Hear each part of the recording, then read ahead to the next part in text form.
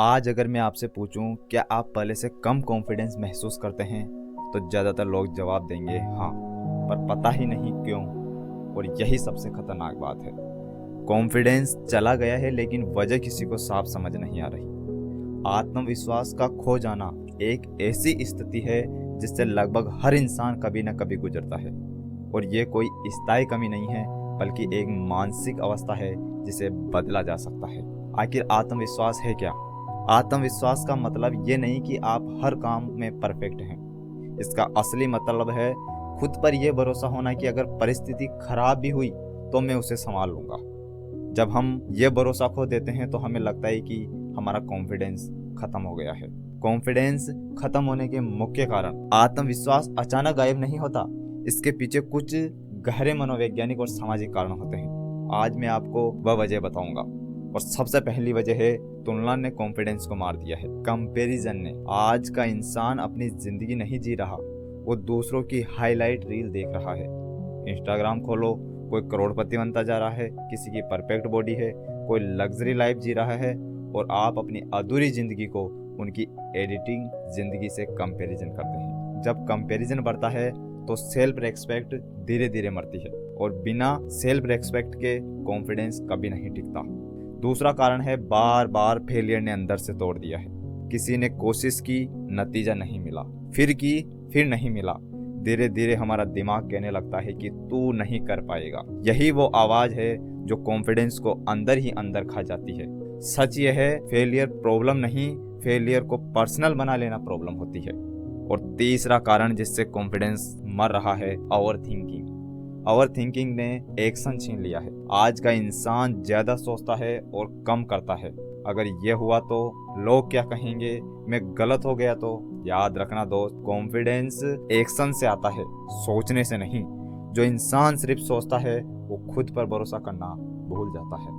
और चौथा कारण है, डिसिप्लिन की कमी। कॉन्फिडेंस मोटिवेशन से नहीं आता है, कॉन्फिडेंस आता है खुद से किए गए वादे पूरे करने से। आज हम खुद से कहते हैं कल शुरू करेंगे, और कल कभी आता ही नहीं। जब इंसान खुद पर भरोसा तोड़ता है तो दुनिया पर भरोसा कैसे करेगा? पांचवा कारण, बचपन से डाला गया डर। हमारे अंदर जो बचपन से ही डर बैठाया गया है, तू ये नहीं कर सकता, तू दूसरों जैसा नहीं है, तू ये करेगा तो लोग तेरे पे हंसेंगे। ये बातें बचपन में बोली गई थी, लेकिन आज भी दिमाग में ये सब बातें जिंदा है। कॉन्फिडेंस बाहर से नहीं टूटता, वो अंदर बोए गए डर से खत्म होता है।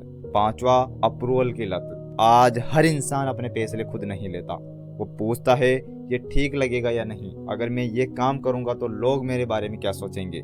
जब तक आप लोगों की अप्रूवल पर जियोगे, कॉन्फिडेंस आपका कभी नहीं होगा।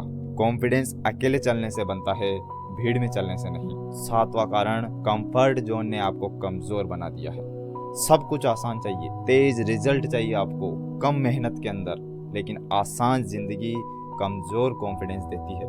जो इंसान दर्द से बचता है वो भरोसे से भी दूर चला जाता है दोस्त। अगर आपका कॉन्फिडेंस खत्म हो गया है तो खुद को कोसो मत, बस ये याद रखो, कॉन्फिडेंस कोई गिफ्ट नहीं है जो किसी को ज्यादा मिला और किसी को कम।